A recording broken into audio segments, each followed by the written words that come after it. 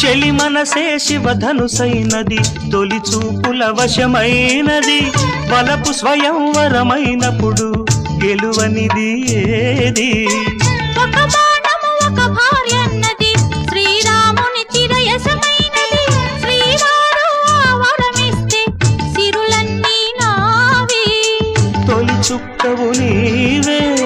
చుక్కానివి నీవే తుడిదాకా నీవే మరు జన్మకు నీవే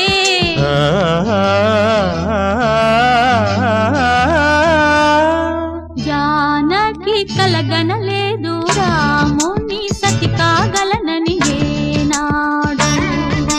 రాముడు అనుకోలేదు జానకి పతి కాగలనని ఆనాడు